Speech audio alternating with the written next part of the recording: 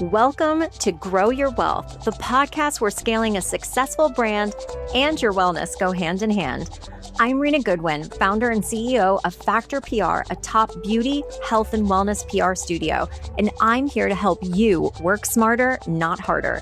Each week, we'll talk branding, marketing, and business growth alongside real, practical insights from trailblazers who are building businesses without the burnout. If you're ready to grow your brand, protect your energy, and design a life you love, you are in the right place. Let's grow. Hey everyone, welcome back to Grow Your Wealth. I'm Rena Goodwin, and today's episode is probably gonna be the most special one that I have recorded so far, because the day that this podcast episode is dropping is May 6th, 2026. And today officially marks 10 years since I started FACTEUR PR. And when I say started, what I mean by this is that this is the moment that I got the courage 10 years ago to make my dreams of owning, operating, and growing my own public relations agency. And I filed an LLC to make it a reality. I basically registered the business and officially said, okay, I am doing this. Honestly, it's wild to think about because at the time I wasn't sitting there with some big master plan. And I want to take you back to what Rena Goodwin was like when she decided to embark on this crazy journey. I was working at a very prestigious all-girls school called Hathaway Brown School just outside of Cleveland, Ohio in Shaker Heights. And I had taken this job after leaving what on paper looked like a dream role and honestly a dream career. Prior to working at the school, I was at the Cleveland Museum of Art, which was amazing. It was one of the top 5 art museums in the United States. It wasn't a dream environment though. And so when this opportunity came up at Hathaway Brown, it felt like a really big step forward. It was better pay. It was a promotion. It was just a really nice, fresh start. And I was honestly looking forward to a little bit less hustle at a slower, more cyclical pace. It was a great place. And looking back on that, I'm so grateful for that chapter. I even sent my first daughter there for a while. Absolutely incredible school. But if I'm being honest, at the time, I started to feel a little bit bored. And it was around that same time that my friends kept asking me like, hey, could you help me with this website project, my social, my PR? And after I got clearance from my boss at the time to do that on the side, after several months, I really realized that there was something here. So May 6th was the day that I officially made it official. And then about a year later, my daughter Simone was born. And that really became such a turning point, not just in my career, but in my life, because I not only became a mother, but soon after Simone was born, that's really when I decided to take FACTEUR PR from a side hustle into something that I wanted to fully commit to. And I went all in 2018, and I have not looked back since. And the business has grown so much over the last 10 years. But when I look back at the last 10 years and I think about my proudest moments, if I'm being completely transparent with you all, it hasn't been about proud moments. I think a lot of us think about business as, reaching a goal, milestones, making money, success, making an impact. All of those things are undoubtedly important. These are the things that absolutely drive me every single day. But when I think about my biggest success over the last 10 years and what I am most proud of, it is honestly that I am most proud of the challenges that I have overcome, the resilience that I have built in the last 10 years. I have grown so much as a person. In some ways, I feel like I'm the same person. And in other ways, I feel somewhat unrecognizable. And I mean that honestly in the best way, because every challenge, every client, every win, every setback, every single person that I have crossed paths with has taught me something. And not just taught me something about business, but also about myself. When I started Factor PR, like so many business owners, we don't start a business because we went to business school. We start a business because we have a gift and we know and want to use that gift to make an impact for people. I started a PR business because I was really good at PR. I'm still really good at PR. I love PR. And for a lot of business owners, their business is also related to their passion. This isn't just something that I went to college for and got a degree, and this was the path that I'm supposed to be on. I'm probably one of those rare birds, ones that went to college, knew exactly what they wanted to do and actually did it. But, I didn't know when I finished college that I was going to be an entrepreneur. I didn't go to business school. I didn't take a single finance class. In fact, the only related class that I took was economics. And I actually didn't do so well in that class. I was like the one class in college that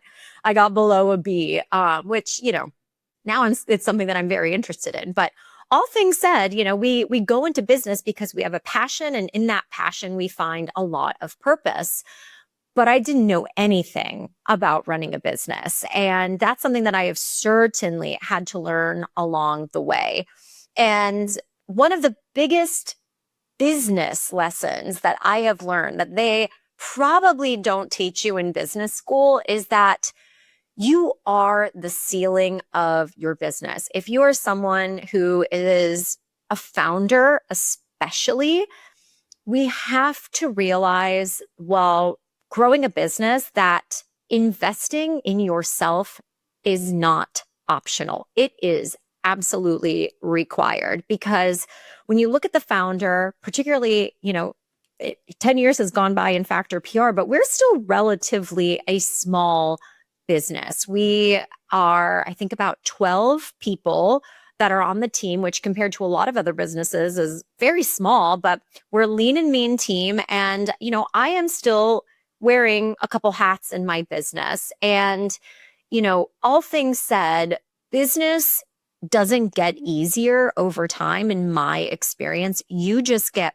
better. And what I mean by that is that you become more resilient, right? What is resilience? It's not something that you're necessarily born with, but it's the ability to bounce back or recover in spite of challenges. And in my business in the last 10 years, while many see, success, I have a podcast, obviously, to talk about this. I have clients that trust me and my team with their success too.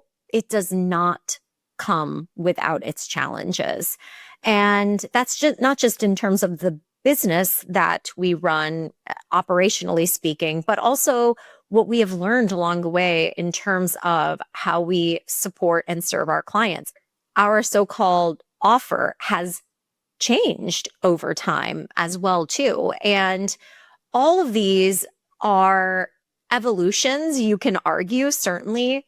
I also find that this is just the tuition that I have paid over the last 10 years to learn what I know now. So I wanted to focus this episode specifically on walking you through some of the most valuable lessons that I have learned building and running and scaling Factor PR from a one-woman part-time business that I started in my home attic to a seven-figure nationally recognized public relations agency. Again, these are not the things that I learned in a book, on a podcast. These are my own lessons that I wanted to share with you guys that, of course, I had wished someone, quote unquote, told me about it. But even if someone had told me about it, sometimes you just have to learn the lessons for yourself. That's how we gain experience, right? That's how we gain wisdom. Wisdom, you get it from learning things that you didn't know before. So I wanted to share some of this wisdom with you guys today, and just take this moment, because on this podcast, it's really, really important to me to not just leave you guys with inspiration, but also with an action plan also. And that's what I'd like to share with you guys today are actionable lessons that I have learned. And if you can take away one or two that might be helpful for you to explore in your own business, I think that would be amazing. And if this really resonates with you, I also encourage you to follow me on Instagram because 10 years is a really big effing deal, I think. Most businesses don't make it past 5 years, let alone 10 years. And I do, yes, want to celebrate that, but I want to keep this very, very real for you because emotionally speaking, I have found myself, shedding a few tears that I can't believe we've made it this far. And I've also, my emotions have swung to the other side that I'm like, oh yeah, of course we did. It's not a big deal.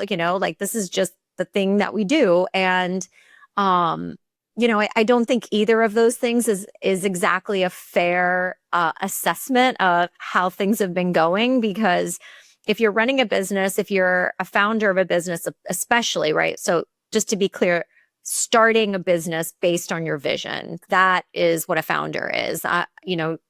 Doesn't mean that if you bought a business or you are the CEO of a business that maybe you didn't found, or maybe you're even just working in a business, doesn't mean that you won't benefit from what I'm about to share with you. In fact, I think that you can.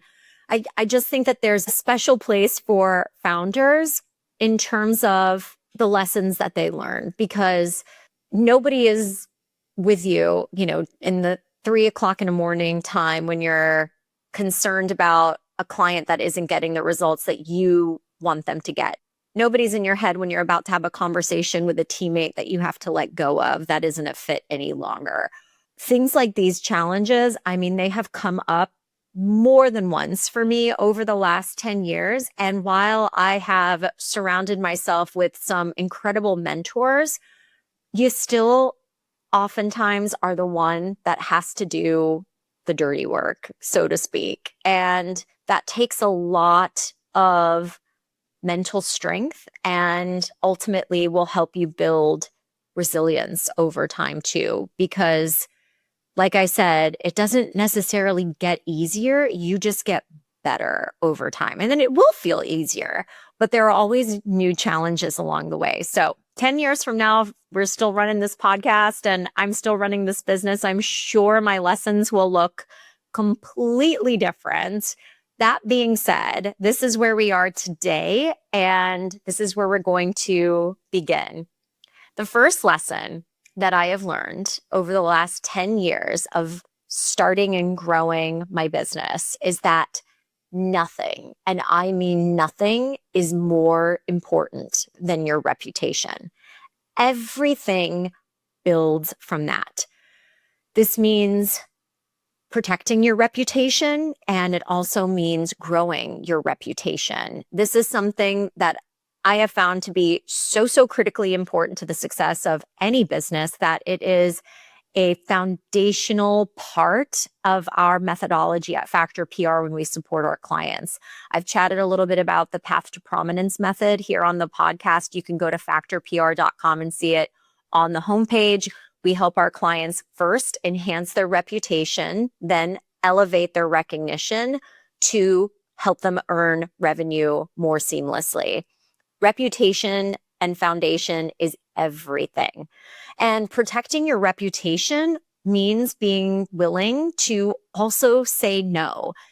This is something that I have honestly learned a little bit of the hard way, because especially when you're starting a business, it's really hard to say no. You want to say yes. And at first, I think that that's mostly okay, because you also have to learn what works for you, what works for your clientele, and so forth too. I'm really talking to our service providers. Over 70% of businesses in the United States are service-based businesses. So I'm sure this will resonate, right?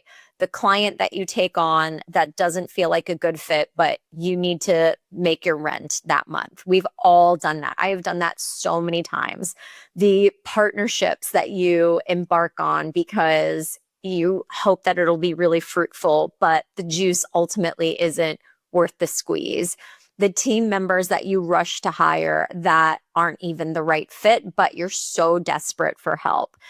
It's tempting, right? A quick win, a quick fix. And these things can ultimately damage your reputation if they don't work out, right? Because on the flip side, building your reputation is ultimately what creates momentum. And you need momentum when you're starting a business. You need reviews, you need case studies, you need PR. That's all your proof, right? That's your validation. And that's ultimately what compounds as well. So reputation and investing in your reputation, I think, is so critical. They say the best marketing is doing great work. And like so many other businesses, mine highly hinges on word of mouth or word of mouse marketing, meaning people referring my business to other businesses. And that means having a really, really good reputation. So protect your reputation by only taking on work that is well aligned. Of course, doing great work for that well-aligned work goes hand in hand with that as well. And then second, build your reputation. Make sure that you're documenting your successes, your wins with your clients and customers, and showing those on your website, your social, in PR, and so forth too. The second lesson and the third lesson and the fourth lesson that I'm going to share with you today are related to each other, actually. So stick with me here. Lesson number 2 is automate everything that you can. The way that you can think about this is that if something is repeatable, so a human being on your team, for example, is repeating an action over and over again, there is a very good chance that it can be automated. And this can be through your tech stacks, so through tools like Zapier, or even using AI to problem solve workflows, or even just simply putting guardrails in place so decisions don't have to be made over and over and over again. We've even automated payments at Factor PR, so we're not chasing invoices, right? Like we were sending out an invoice at the first of the month, sending out a reminder on the 8th of the month, following up on the 15th, chasing, right?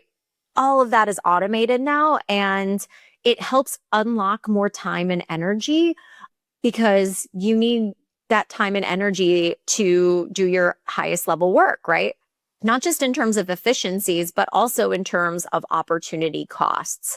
So take a look at the work that you and your team are doing. And if you're repeating tasks, this could be a great opportunity to start automating those tasks. And if you're not exactly sure in terms of what that looks like in reality, I would challenge you to go to your favorite AI, such as Claude, ChatGPT, if you're still on there, and tell it about some of the tasks that you do frequently and repeatedly in your business, and ask for some guidance in terms of how you might be able to automate it. Relatedly, lesson 3 is eliminate. So if you're not automating, then it might be time to eliminate some things. Because if you're like most entrepreneurs, you probably want to do all of the things, right? I have talked about this extensively, and my team will tell you that, I've hopefully gotten better at editing the work that we do. And I don't mean, crossing our T's and dotting our I's. No, I mean, less is more, doing less to make more of an impact. As entrepreneurs, a lot of us are wanting to do all of the things, right? I get so inspired by other business owners and especially our clients. And, I'll have this light bulb moment in my head and I'm like, we should do that too. And I want to encourage you to pump the brakes. This is something that I have certainly learned in my business because, right, as the founder, the success of the business oftentimes has a lot to do with the success of the founder and the founder's ability to edit and not do all of the things, because more is not always better. Sometimes it is just more. Over time, I have learned to cut low profit services. I've learned to cut misaligned clients. Certainly does not feel good to do that, right? Because especially if they're paying you, they seem satisfied, but it's a lot more work for your team that relates to a low profit service, right? And sometimes it's better for your team, better for your business to kind of uncouple with the type of work that ultimately doesn't serve your heart or your bottom line. I've also learned to cut channels that don't necessarily convert, and really anything that's just not worth the squeeze. And it's hard because when you're growing, you think, oh, if I add more things to do, then I'll just grow more. When in fact, elimination, we just did a whole podcast episode actually on this, subtraction as a growth strategy. Elimination can actually help scale your business even farther. Then that's something that I have learned and wish that I had done sooner, was eliminate more in my business and keep it simple to scale. Lesson number 4 is delegate. So we talked about automating, we talked about eliminating. Remember though this, whatever's left over, which must be important, right? You should not be the one doing it forever. If you are listening to this and you're the founder, the business owner, you shouldn't be doing all the things forever. And I'll be honest, even just with myself, one of my regrets was waiting too long to hire an executive assistant. I honestly waited till the point of close to implosion where I'm like, oh my God, I would be on calls all day long because that's where I was needed, as the face of the company for the most part.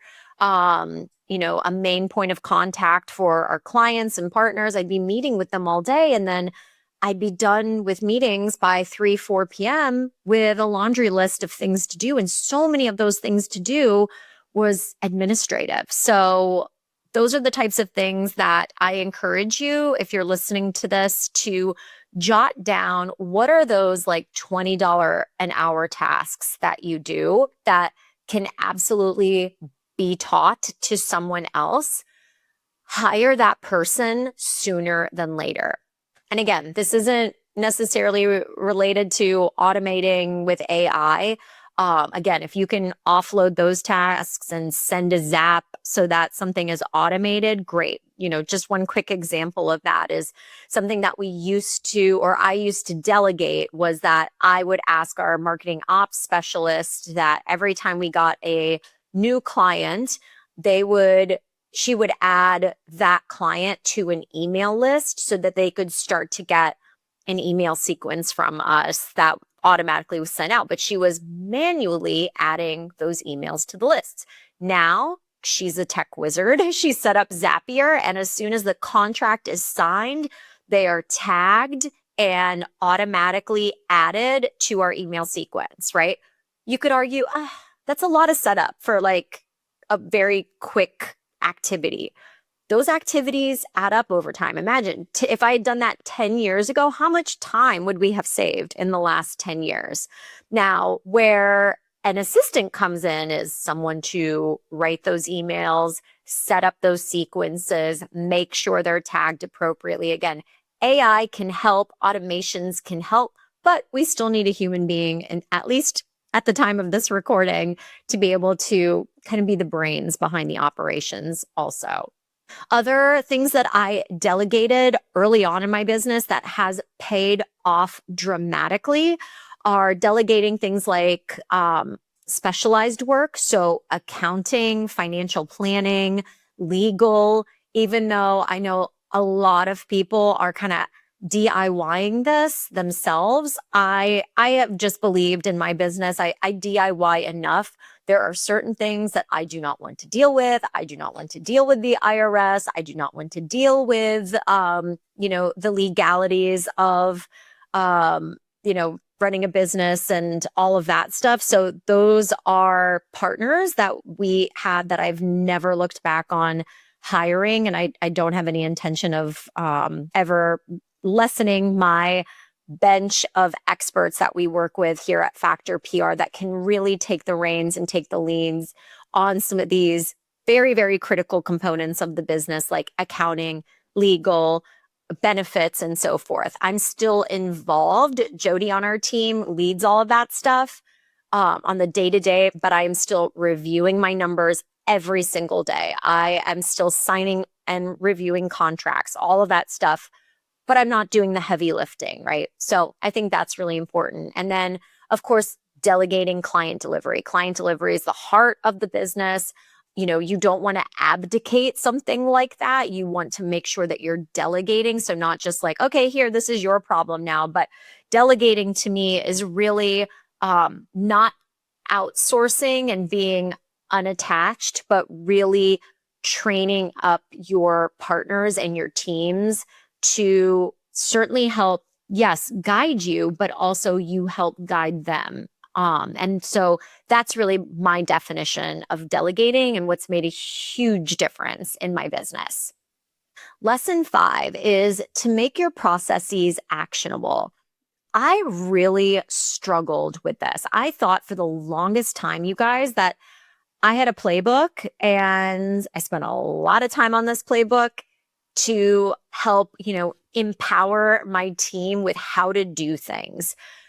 And despite the incredible investment of time, energy, and resources into drafting this playbook, I would say that it wasn't that it was a flop, but it just did not unlock the freedom that I thought that I was going to get from having a playbook. And here's what I mean from that. Every internet wizard, marketing business person says, like, document your processes, document. Okay, totally get that and do that. We should document our processes because systems run the business and people run the systems, right? I'll say that again. You want systems to run your business, but you want people to run the systems because then you're going to make your business not so reliable on human by human effort. You're looking for a human to work the system that you already know works. This also helps with training new team members. Next week, we're bringing on a new team member to our team. And I am so excited for the first time with bringing in this team members because it's not just going to be like, cool, read the playbook. It's going to be like, the systems are so easy to follow and they're actionable. So that is really, really important. What changed everything for us was not just having a playbook, but was moving the playbook into our project management system. That is where the work gets done. Having checklists, clear workflows, accountability, deadlines. So it doesn't just live in a Google Doc somewhere. That Google Doc might be helpful if you want to sell your business and you want kind of like a book of how to do your business, but it's not as helpful, I have learned, in terms of the actual operations of a business. So we define what success looks like, what are the steps to achieve success, how the systems run the business, and how the people run the systems. Because when you answer something once and build it into a process, you ultimately can stop becoming the bottleneck on everything too. Hi, friends. I want to tell you about our new and improved authority accelerator from FACTEUR PR called RealFluence. RealFluence is the only membership that helps beauty and wellness founders grow their reputation and authority to attract new customers without endless discounting, advertising, or going viral. Inside, you'll learn how to get recognized for your product or your expertise, partner with other founders, and become the name people trust and talk about, all with the guidance and community to support you every step of the way. Remember, you can't buy authority. You have to earn it. And RealFluence is here to help. Visit therealfluence.com to get started. Lesson number 6 is be more specific. This is the communications expert in me, but you would be so probably not surprised to know that so many businesses, and myself for a long time included, was just not as specific as it could be.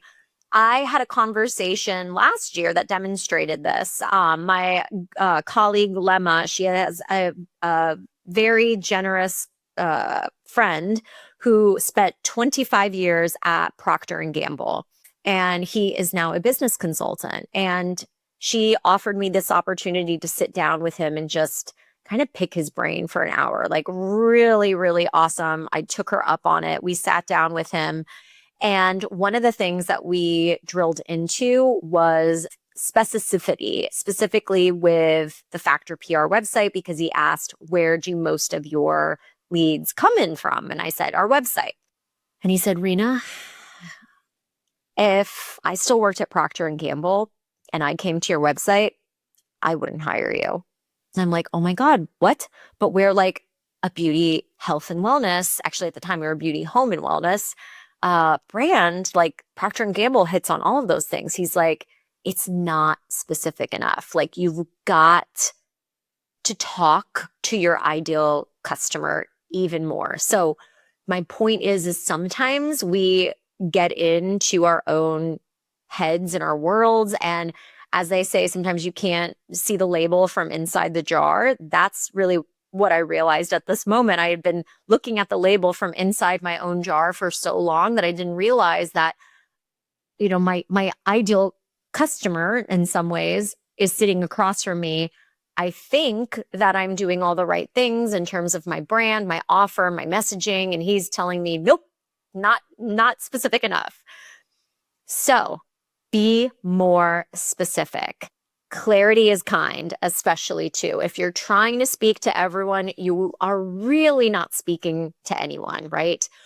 When I first started Factor PR, I honestly worked with anyone who would pay me. And I'm not exaggerating about that. Our past clients, if you were to go way, way back to 9-10 years ago, we worked with wine bars, we worked with running clubs, we worked with clothing stores, music festivals. It was all over the place, okay? But it served a purpose at a time. I needed experience. And if you're new to business, you will probably need that experience as well too. But you will get to a point where, working for everyone and trying to be everything to everyone is not scalable. Niching down and becoming more specific on what we do and who we do it for has changed everything. It allowed us to going from one of the many options to being the best option for our ideal client. Lesson 7 is trust your gut and your inner circle.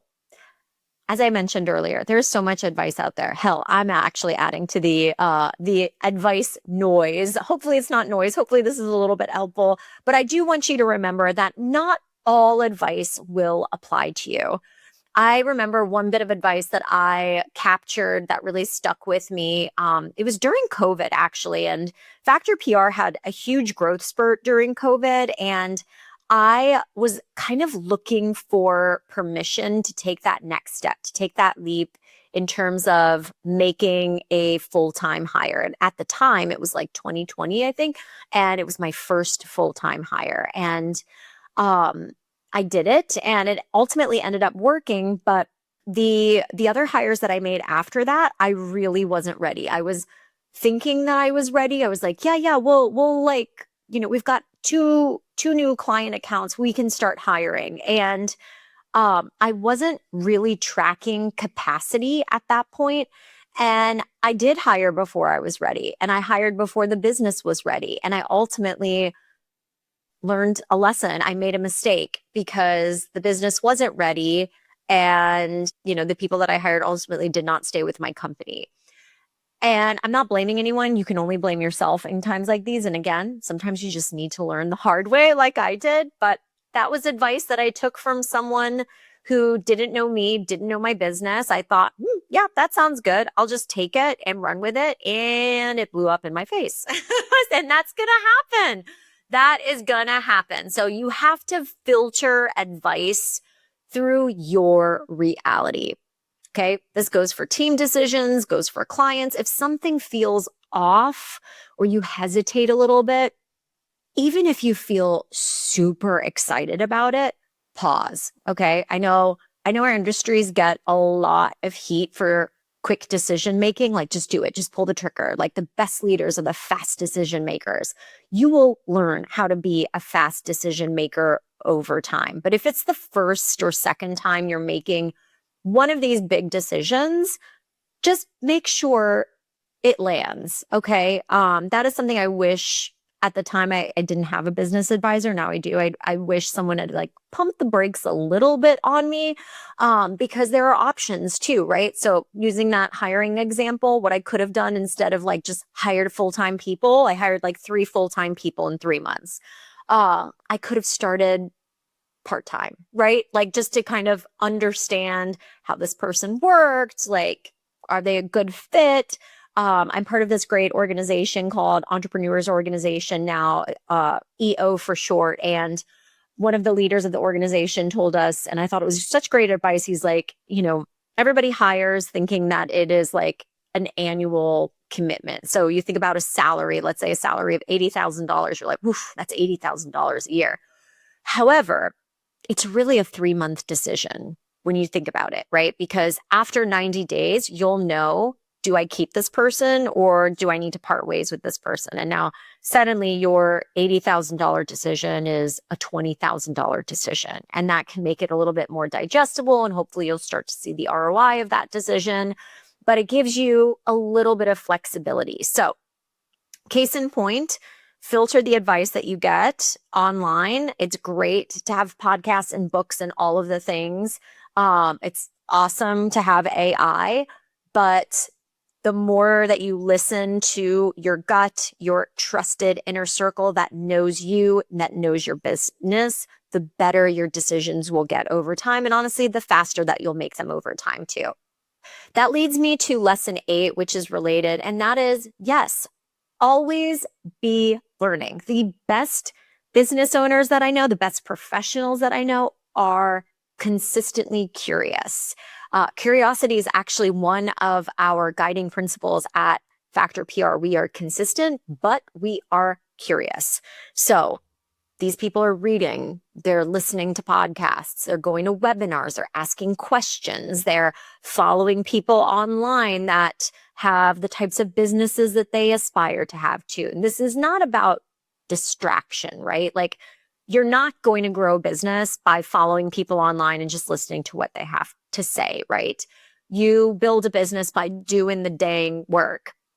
That being said, I think that there's absolute value in that curiosity, because you can't just do what you have been doing if you want to get to that next level.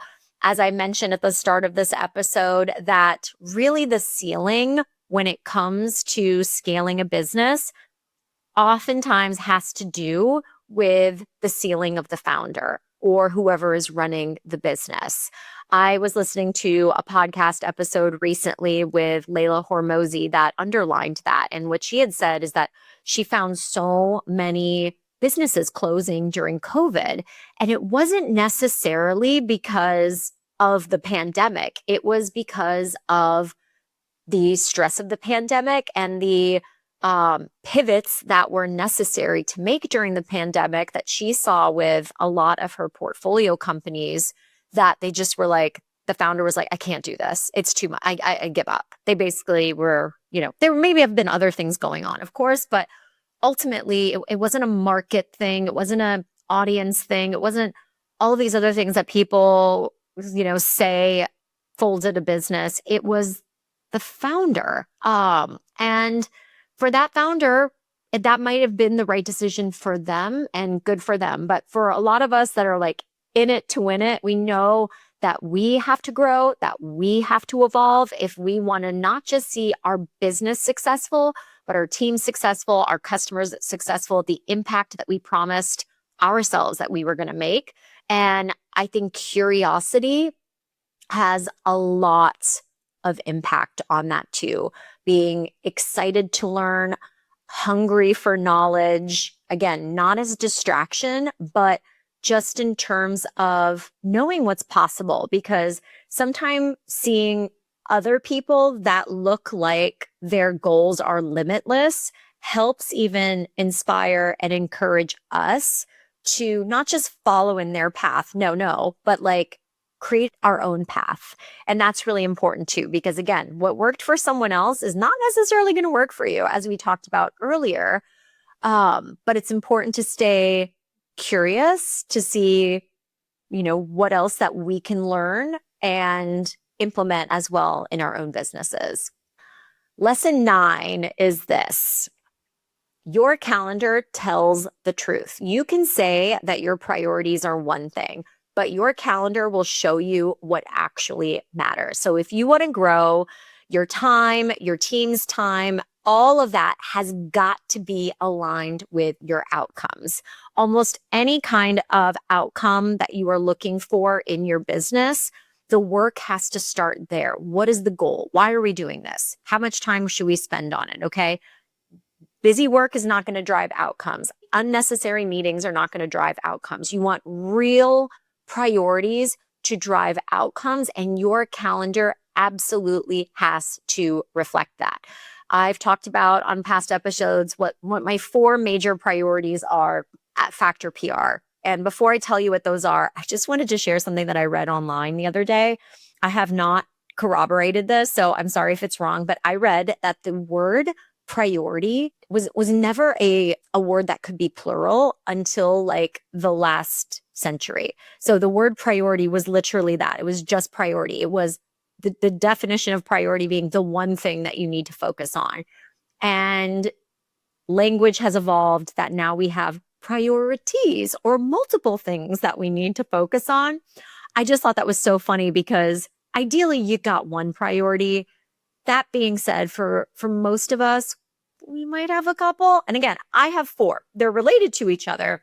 I'd like to trim them down, but for now, I have 4. And that is client retention, team support and mentorship, new business, and thought leadership. So that is what my calendar now focuses on almost exclusively. When I talk about work stuff, family stuff's a whole other thing.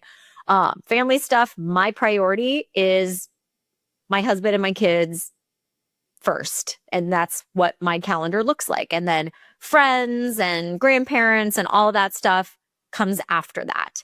My calendar reflects that. So when people ask, what are your priorities?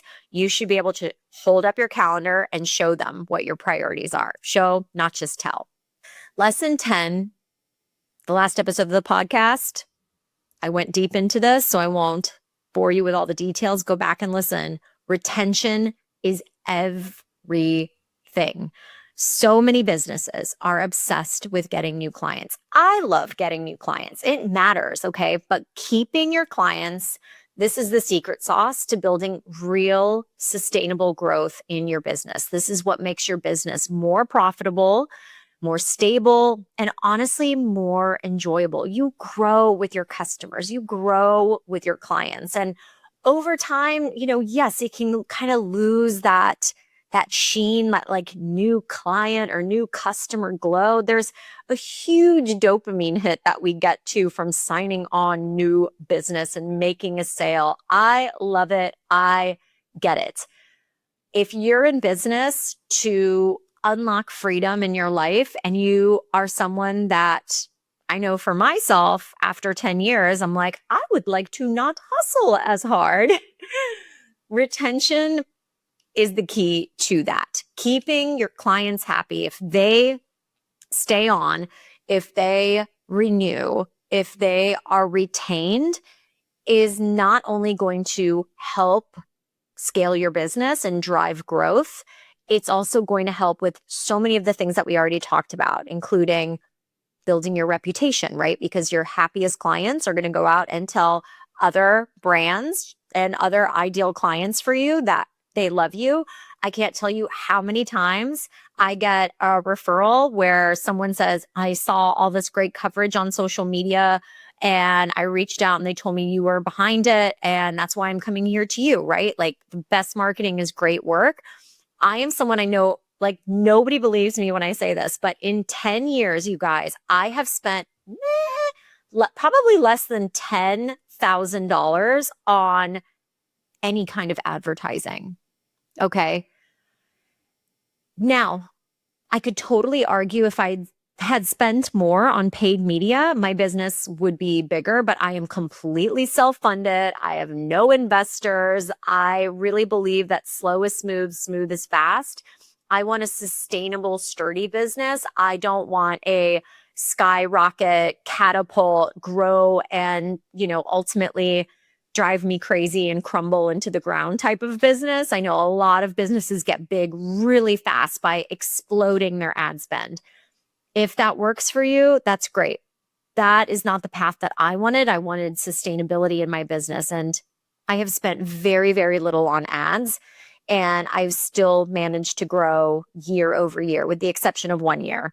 The biggest driver of that has been client retention and referrals to my business too. So keep that in mind. I think this is so important because, again, a lot of folks talk a lot about sales online, like always be selling, always be selling. Yes, always be selling, but keep the clients you sell. That should become your number one priority. There's going to be challenges. As I reflect on these last 10 years, what I keep coming back to is that growth doesn't just happen in your business. It happens in you, okay? As a founder, as a leader, as a person, I am someone that, like my team, we want to do the very best that we can. We see the good in people. We want to make an impact. All of those things can and should be supported so long as the business is supported, okay? Support your team, support yourself, support the business. It's all related to each other, right? And so that is something that I find has been one of the biggest lessons, is that the more you reinvest, the more everything else expands.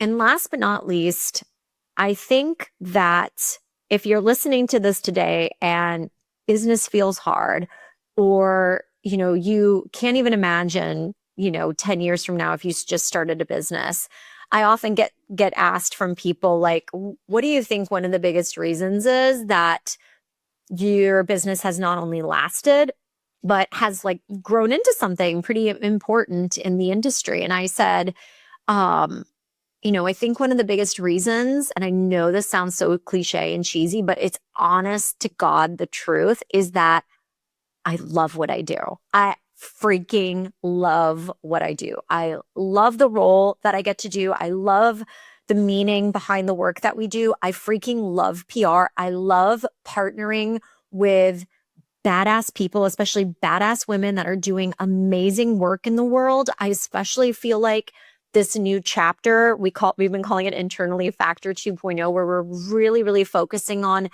elevating the voices and garnering national and international recognition for incredible innovators, particularly across women's health and wellness, is our way of making an impact on this world. I'm not a doctor. I don't have a femtech company. I'm not direct to consumer in any way.